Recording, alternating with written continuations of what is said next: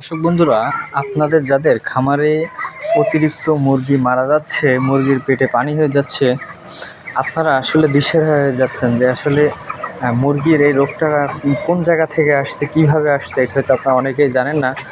তবে চলেন আমি আজকে পুরো বিষয়টা দেখাই। দেখেন, আমার মুরগির এই পাশটা অতিরিক্ত গ্যাদারিং পানা হয়ে রয়েছে, এই পাশটা পুরো ফাঁকা। আসলে আমরা মুরগির লিটারটা পরিবর্তন করে দিচ্ছি। দেখেন, মুরগির লিটারটা খুবই ঝুরঝুরে এবং হালকা ফু দিলে মনে করেন উড়ে যাবে। তবে মুরগির পেটে তারপরেও পানি হয়ে যাচ্ছে। আমরা কিন্তু প্রতিনিয়ত মুরগির লিটার চেঞ্জ করে থাকি, তারপরেও মুরগির দু একটা পানি হয়ে যায়।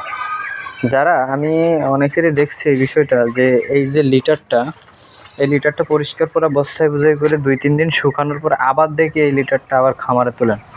তাই অবশ্যই আপনারা এদিকে লক্ষ্য রাখবেন, ওই লিটারটা যেন আর খামারে কখনোই তুলবেন না শুকায়।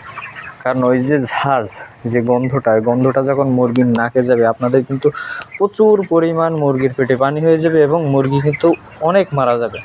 তাই অবশ্যই আপনারা এদিকে লক্ষ্য রাখবেন। মুরগির লিটার সবসময় এমন নতুন, আমরা দেখেন প্রতিনিয়ত নতুন লিটার ব্যবহার করে থাকি। আপনারা অবশ্যই নতুন লিটার ব্যবহার করবেন, পুরাতন এইসব লিটারগুলো কখনোই ব্যবহার করবেন না খামারে।